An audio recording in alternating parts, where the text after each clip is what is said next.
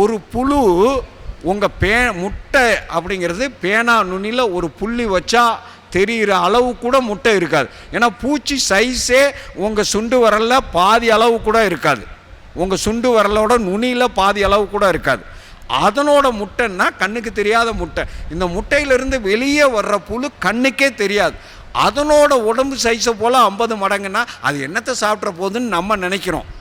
ஆனால் அதையும் மனுஷனையும் கம்பேர் பண்ணி பாருங்கள். இப்போ உங்களுக்கு முன்னாடி நிற்கிறேன், நான் 75 கிலோ பாடி வெயிட் உள்ள ஆள்.